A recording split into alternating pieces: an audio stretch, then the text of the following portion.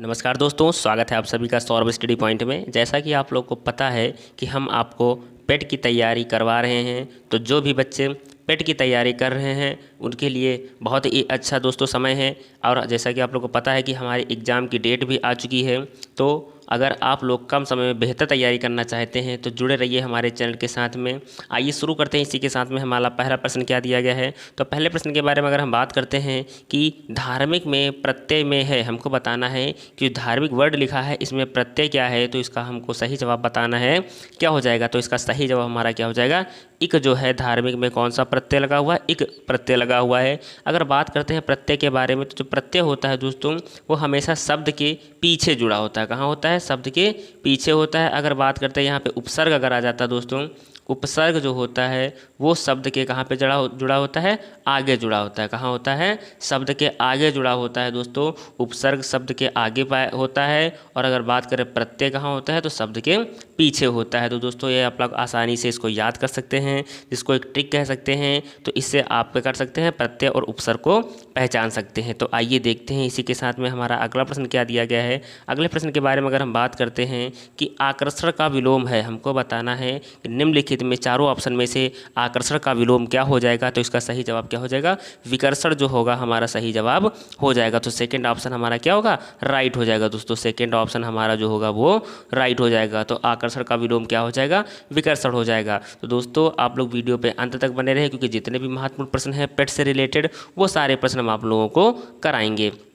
तो आइए देखते हैं इसी के साथ में हमारा अगला प्रश्न क्या दिया गया है। बात करते हैं कि निम्नलिखित में से कौन सा हवा का पर्यायवाची नहीं है। हमको बताना है कि निम्नलिखित में से जो हवा का पर्यायवाची है वो नहीं है। तो आइए जानते हैं कि इसका सही जवाब हमारा क्या हो जाएगा। तो बात करें सही जवाब की, तो इसका सही जवाब हमारा क्या हो जाएगा, सलिल जो होगा हमारा राइट जवाब हो जाएगा। बात करें सलिल का अर्थ क्या होता है दोस्तों, तो सलिल का अर्थ अगर बात करें क्या होता है, तो जल होता है। क्या होता है, जल होता है। तो हमारा सलिल ऑप्शन जो होगा वो इसमें दोस्तों क्या हो जाएगा, वो पर्यायवाची हवा का नहीं होता है। बाकी जो तीन दिए गए दोस्तों ये क्या होते हैं, ये हवा के पर्यायवाची होते हैं। आइए देखते हैं कि अगला प्रश्न हमारा क्या दिया गया है। अगले प्रश्न के बारे में अगर हम बात कर लेते हैं कि निम्न में से कौन सा शब्द शुद्ध है। हमको बताना है कि निम्नलिखित में से कौन सा शब्द जो है वो शुद्ध है, तो इसका सही जवाब क्या रहने वाला है। तो आइए जानते हैं। तो इसका सही जवाब हमारा क्या हो जाएगा दोस्तों, लिखा हुआ है तो ज्योत्सना जो जब शब्द लिखा हुआ ये हमारा क्या हो जाएगा, सही हो जाएगा। तो शुद्ध शब्द चारों ऑप्शन में कौन सा है, ज्योत्सना जो शुद्ध है हमारा जवाब हो जाएगा। अगर बात करें दोस्तों ये जो पुण्य लिखा हुआ है, इस पुण्य को कैसे लिखते हैं, तो पुण्य वर्ड हमारा सही कैसे हो जाएगा, ये हमारा जो शब्द दोस्तों क्या हो जाएगा, शुद्ध शब्द है। ये हमारा कैसा शब्द है, शुद्ध हो जाएगा। अगर बात करें उन्नति का दोस्तों, तो उन्नति कैसे लिखी जाता है, ये इस तरह से उन्नति जो है ये वर्ड लिखे जाते हैं दोस्तों। ये पेट के पेपर में आपको देखने को मिल सकते हैं।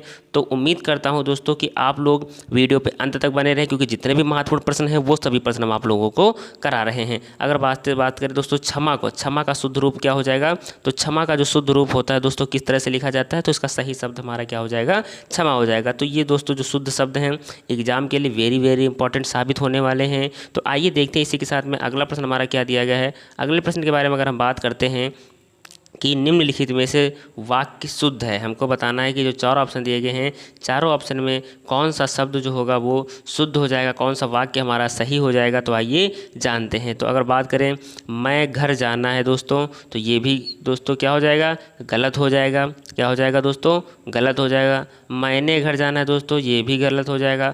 मुझे घर जाना है दोस्तों, ये वर्ड हमारा क्या हो जाएगा, सही हो जाएगा। तो थर्ड ऑप्शन हमारा क्या रहने वाला है, राइट हो जाएगा दोस्तों। तो तीसरा ऑप्शन हमारा दोस्तों एकदम सही हो जाएगा। इस तरह के प्रश्न भी एग्जाम में आपको देखने को मिल सकते हैं। आइए देखते हैं कि अगला प्रश्न हमारा क्या दिया गया है। अगले प्रश्न के बारे में अगर हम बात कर लेते हैं कि अपव्यय का अर्थ क्या है होता है। हमको बताना है कि अपव्यय का जो अर्थ होता है वो क्या होता है, तो इसका सही जवाब क्या हो जाएगा। तो आइए जानते हैं। तो इसका सही जवाब हमारा हो जाएगा फिजूल का खर्च। जो जवाब होगा हमारा क्या हो जाएगा दोस्तों, राइट हो जाएगा। तो अपव्यय का क्या अर्थ हो जाएगा, फिजूल का खर्च हमारा एकदम सही रहने वाला है। इस तरह के प्रश्न आपको एग्जाम में बार बार देखने को मिल जाएंगे दोस्तों।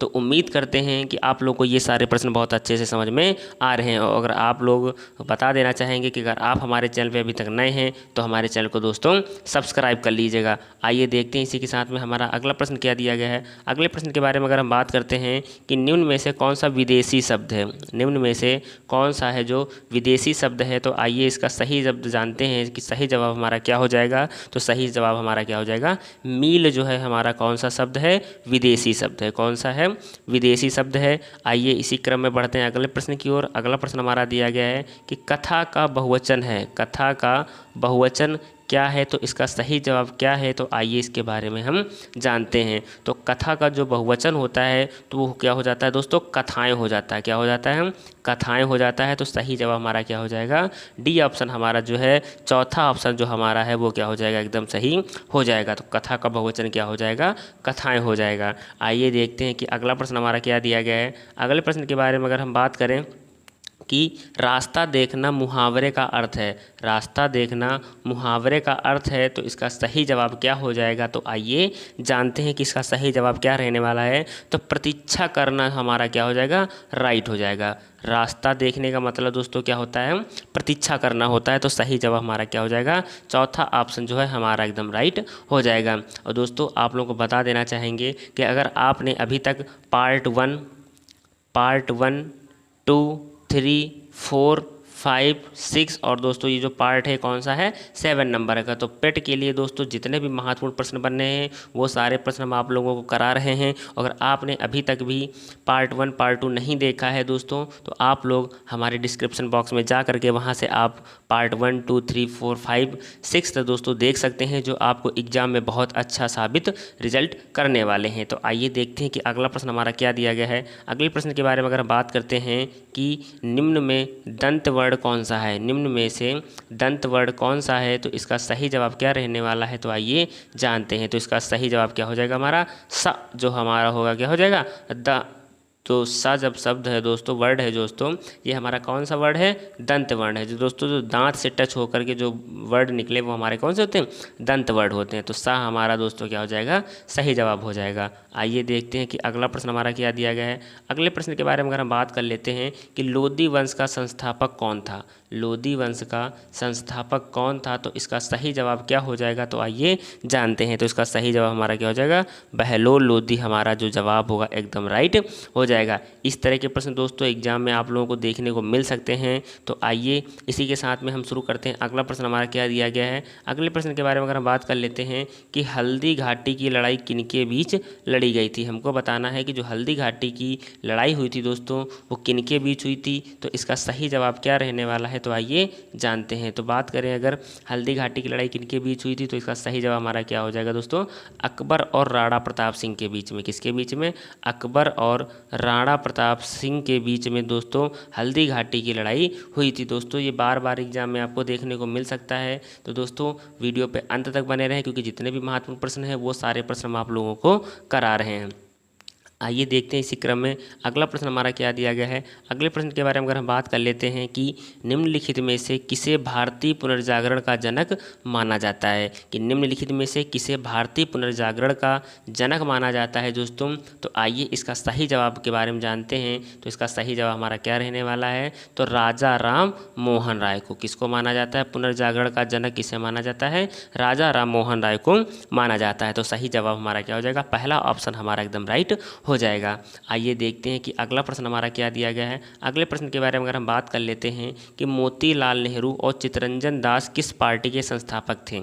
मोतीलाल नेहरू और चित्तरंजन दास किस पार्टी के संस्थापक थे। तो इसका सही जवाब क्या रहने वाला है। तो आइए जानते हैं। तो इसका सही जवाब हमारा क्या हो जाएगा, स्वराज पार्टी हमारा जवाब क्या हो जाएगा दोस्तों, राइट हो जाएगा। इस तरह के प्रश्न एग्जाम में दोस्तों हूबहू जो पेपर है दोस्तों, जो हम आप लोगों को पेपर करा रहे हैं, प्रोवाइड करा रहे हैं, ये सेम पेट के पैटर्न पे ही आधारित है दोस्तों। तो उम्मीद करते हैं कि जैसा कि आप लोगों को प्रश्न पत्र देखने को एग्जाम में मिलेगा, वैसे ही प्रश्न पत्र हम आप लोगों को करा रहे हैं। तो आइए देखते हैं कि इसी के साथ में अगला प्रश्न हमारा क्या दिया गया है। अगले प्रश्न के बारे में अगर हम बात कर लेते हैं कि नमक सत्याग्रह किस सन में प्रारंभ हुआ था। नमक सत्याग्रह जो है वो किस सन में प्रारंभ हुआ था। तो इसका सही जवाब क्या रहने वाला है। तो आइए जानते हैं। तो ये कब प्रारंभ हुआ था, 1930 में प्रारंभ हुआ था। तो दोस्तों इस तरह के प्रश्न जो हैं वो एग्जाम में आप लोगों को देखने को मिलते हैं। तो उम्मीद करते हैं कि ये सारे प्रश्न जो हैं वो बहुत अच्छे से आप लोगों को समझ में आ रहेंगे। तो दोस्तों अगर हम बात करें यहाँ पे कि नमक सत्याग्रह जो हुआ था दोस्तों, ये कब हुआ था। तो ये दोस्तों कब हुआ था, अगर पूरी एग्जैक्ट डेट के बारे में बात करें तो हमारा क्या हो जाएगा, 12 मार्च 12 मार्च 1930 को हुआ था दोस्तों। इसको हम दोस्तों किस नाम से जान सकते हैं, दांडी मार्च के नाम से भी जानते हैं। और ये साबरमती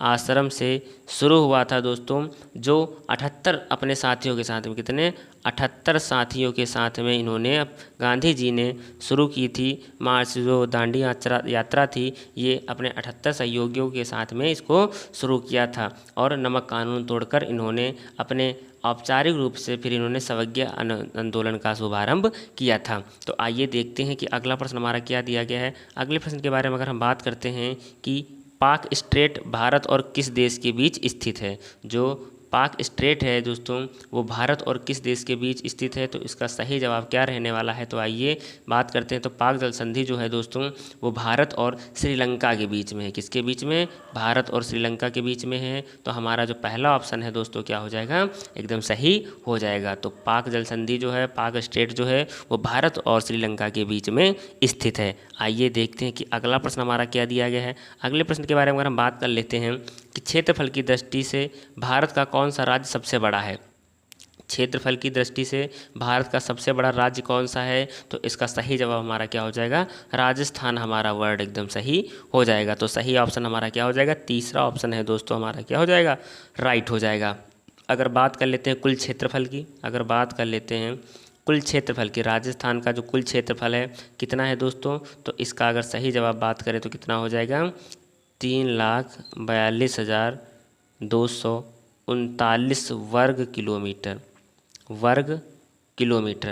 3,00,000 दोस्तों 42,239 वर्ग किलोमीटर जो है, ये कुल क्षेत्रफल है हमारे राजस्थान राज्य का। तो आइए जानते हैं कि अगला प्रश्न हमारा क्या दिया गया है। अगले प्रश्न के बारे में अगर हम बात कर लेते हैं कि उत्तर पूर्वी मानसून से किस प्रदेश में वर्षा होती है। उत्तर पूर्वी मानसून से किस प्रदेश में वर्षा होती है, तो इसका सही जवाब क्या हो जाएगा, तो इसका सही जवाब हो जाएगा हमारा तमिलनाडु में। कहाँ होती है, तमिलनाडु में होती है। तो उत्तर पूर्वी मानसून से तमिलनाडु प्रदेश में वर्षा होती है। तो पहला ऑप्शन हमारा क्या हो जाएगा, एकदम राइट हो जाएगा। आइए देखते हैं कि अगला प्रश्न हमारा क्या दिया गया है। अगले प्रश्न के बारे में अगर हम बात कर लेते हैं कि साइलेंट वैली नेशनल पार्क किस राज्य में स्थित है। साइलेंट वैली नेशनल पार्क जो है वो कहाँ स्थित है, तो आइए इसका सही जवाब हम जानते हैं। तो साइलेंट वैली जो नेशनल पार्क है कहाँ स्थित है, केरल में स्थित है, केरल में स्थित है। दोस्तों इस तरह के प्रश्न आप लोग को एग्जाम में भी देखने को मिल सकते हैं। जैसा हम आपको प्रश्न पत्र करा रहे हैं, आप पेपर उठा करके देखेंगे। प्रीवियस ईयर का मैंने आप लोगों को पार्ट 1 जो बनाया है, पार्ट 1 पार्ट 2 बनाया है दोस्तों, वो सेम वही पेपर बनाया है मैंने, जो आपको 2021 में जो पेपर हुआ था, जो पूछा गया था, वही प्रश्न हमने आपको सारे दिए हैं।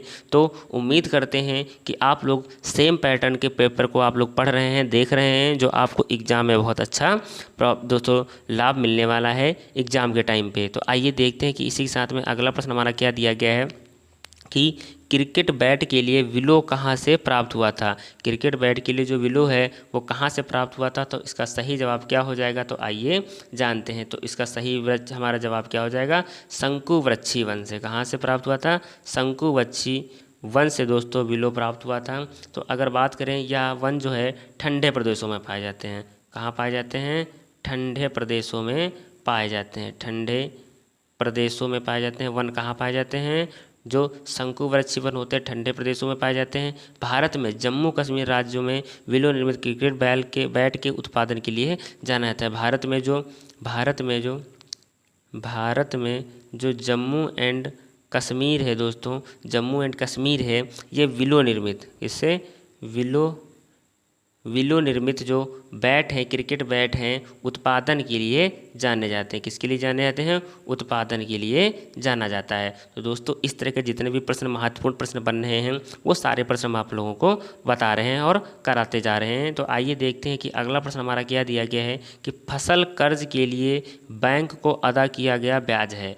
फसल कर्ज के लिए बैंक को अदा किया गया जो ब्याज है दोस्तों कौन सा है, तो इसका सही जवाब हमारा क्या हो जाएगा दोस्तों, तो इसका सही जवाब हो जाएगा उपादान अदायगी। क्या हो जाएगा, उपादान अदायगी जो हमारा जवाब हो जाएगा एकदम राइट हो जाएगा। तो फसल कर्ज के लिए उपादान अदायगी जो है वो बैंक को अदा किया गया ब्याज कहलाता है। आइए देखते हैं कि अगला प्रश्न हमारा क्या दिया गया है।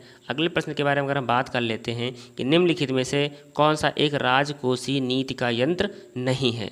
एक राजकोषीय नीति का यंत्र नहीं है, तो इसमें से कौन सा नहीं है। तो आइए जानते हैं कि कौन सा नहीं है। तो इसका सही जवाब क्या हो जाएगा, क्रेडिट राशनिंग। कौन सा, क्रेडिट राशनिंग जो जवाब होगा हमारा एकदम राइट हो जाएगा। ये जो है दोस्तों एक राजकोषीय नीति का यंत्र नहीं है। बाकी जो तीनों दोस्तों हैं ये क्या है, राजकोषीय नीति के यंत्र रहने वाले हैं। और हैं कौन नहीं है, तो क्रेडिट राशनिंग जो होगा ये एक राजकोषीय नीति का यंत्र नहीं है। अगर बात कर लेते हैं क्रेडिट राशनिंग के बारे में, तो क्रेडिट राशनिंग मौद्रिक नीति का एक अंग है। किसका यंत्र है दोस्तों, यंत्र है मौद्रिक नीति का। किसका, मौद्रिक नीति का दोस्तों यंत्र है, जिसके माध्यम से साख नियंत्रण किया जाता है, जबकि कराधान, जन व्यय एवं लोक ऋण इत्यादि राजकोषीय नीति के अंग होते हैं दोस्तों। तो इस तरह के प्रश्न एग्जाम में आपको देखने को मिल सकते हैं। तो उम्मीद करते हैं आप लोगों को ये जो प्रश्न है बहुत अच्छे से समझ में आ रहे होंगे। तो आइए देखते हैं कि अगला प्रश्न हमारा है कि कौन सा राष्ट्रीय आय का अंग नहीं है। चारों ऑप्शन से हमको बताना है कि कौन सा जो है वो राष्ट्रीय आय का अंग नहीं है। तो आइए जानते हैं इसका सही जवाब हमारा क्या हो जाएगा, अंतरण भुगतान जो होगा हमारा दोस्तों ये राष्ट्रीय आय का अंग नहीं है। कौन सा नहीं है, अंतरण भुगतान जो है ये राष्ट्रीय आय का अंग नहीं है। तो इसका अगर बात करें दोस्तों, इसके अंतरण अदायगी के बारे में अगर हम बात कर लेते हैं कि अंतरण अदायगी का जो अभिप्राय है वो पेंशन, बेरोजगारी, पेंशन हो गया, बेरोजगारी हो गया, भत्ता हो गया, सब्सिडी, राष्ट्रीय ऋण पर ब्याज आदि के रूप में भुगतान से हैं। ये सरकारी व्यय हैं दोस्तों। कैसे हैं, सरकारी व्यय हैं, परंतु राष्ट्रीय में ये शामिल नहीं होते हैं, क्योंकि ये चालू वर्ष के दौरान उत्पादन प्रक्रिया में बिना कुछ जोड़े भुगतान किए जाते हैं। तो दोस्तों आप लोगों को डेफिनेशन भी अच्छे से समझ में आ गई होगी जो मैंने आप लोगों को बताई है। तो राष्ट्रीय आय का अंग कौन नहीं है, अंतरण भुगतान जो होगा वो राष्ट्रीय आय का अंग नहीं है। इस तरह के प्रश्न भी एग्जाम में आपको देखने को मिल सकते हैं। तो आइए देखते हैं कि अगला प्रश्न क्या है कि एकाधिकार शब्द किससे संबंधित है। एकाधिकार जो शब्द है वो निम्नलिखित में से किससे संबंधित है, तो पूंजीवाद से संबंधित है। किससे संबंधित है, पूंजीवाद से संबंधित है। तो सही जवाब हमारा क्या हो जाएगा, पूंजीवाद जो हमारा जवाब होगा एकदम राइट हो जाएगा। आइए देखते हैं इसी क्रम में अगला प्रश्न हमारा क्या है। अगला प्रश्न है कि बड़ी फार्मों की कम संख्या वाले बाजार को क्या कहा जाता है, कि बड़ी फार्मों की कम संख्या वाले बाजार को क्या कहा जाता है। तो इसका सही जवाब क्या हो जाएगा हमारा, अल्पाधिकार। क्या हो जाएगा दोस्तों, अल्पाधिकारी जो जब शब्द होगा हमारा जवाब सही हो जाएगा। अल्पाधिकारी किसको बोलते हैं, कि बड़ी फार्मों की कम संख्या वाले बाजार को हम लोग क्या बोलते हैं, अल्पाधिकारी बोलते हैं। तो इसका सही जवाब हमारा क्या हो जाएगा दोस्तों, तो तीसरा ऑप्शन है जो हमारा सी ऑप्शन जो है वो एकदम राइट हो जाएगा। अल्पाधिकारी हमारा जवाब एकदम राइट रहने वाला है। आइए देखते हैं कि अगला प्रश्न हमारा क्या दिया गया है कि मरग मरीचिका बनाने वाली प्रघटना को क्या कहते हैं। जो मरग मरीचिका बनती है, बनाने वाली घटना को क्या कहते हैं। तो इसका सही जवाब हमारा क्या हो जाएगा, पूर्ण आंतरिक परावर्तन बोलते हैं। क्या बोलते हैं दोस्तों, ये प्रश्न आप लोग को एग्जाम में देखने को मिल सकता है। तो ये प्रश्न दोस्तों वेरी इंपॉर्टेंट रहने वाला है। तो दोस्तों उम्मीद करते हैं कि इस प्रश्न को आप लोग बहुत अच्छे से तैयार करते हुए चलिएगा। तो मृग मरीचिका जो है बनाने वाली प्रघटना को क्या कहते हैं दोस्तों, तो कहते हैं पूर्ण आंतरिक परावर्तन कहते हैं। आइए देखते हैं कि अगला प्रश्न हमारा क्या दिया गया है। अगले प्रश्न के बारे में अगर हम बात कर लेते हैं कि हाइड्रोजन परमाणु का नाभिक क्या कहलाता है। हाइड्रोजन परमाणु का जो नाभिक है वो क्या कहलाता है। तो इसका सही जवाब हमारा क्या हो जाएगा, प्रोटॉन हमारा जवाब एकदम राइट हो जाएगा। तो हाइड्रोजन परमाणु का नाभिक क्या कहलाता है, प्रोटॉन कहलाता है दोस्तों। आइए देखते हैं कि अगला प्रश्न हमारा क्या दिया गया है। अगले प्रश्न के बारे में अगर हम बात कर लेते हैं कि जब दाब बढ़ता है तो जल का क्वथनांक बिंदु, जब दाब बढ़ता है तो जल का जो क्वथनांक बिंदु है दोस्तों वो क्या होता है, बढ़ जाता है। क्या होता है, बढ़ जाता है। तो दोस्तों जब दाब बढ़ता है तो जल का क्वथनांक क्या होता है, बढ़ जाता है। तो वह स्थिर ताप जिस पर क्वथन होता है क्या कहलाता है, क्वथनांक कहलाता है। अगर बात करें क्वथनांक क्या होता है दोस्तों, तो वह स्थिताप जिस पर क्वथन होता है क्वथनांक कहलाता है। दाब बढ़ने पर जल का क्वथनांक क्या हो जाता है, बढ़ जाता है। दाब बढ़ने पर क्या होता है, जल का क्वथनांक बढ़ जाता है। आइए देखते हैं कि अगला प्रश्न हमारा क्या है। अगले प्रश्न के बारे में अगर हम बात कर लेते हैं कि निम्नलिखित में से कौन सा प्रोटीन नाखूनों में पाया जाता है। निम्नलिखित में से कौन सा प्रोटीन जो है वो नाखूनों में पाया जाता है दोस्तों, तो इसका सही जवाब हमारा क्या हो जाएगा, केरेटिन।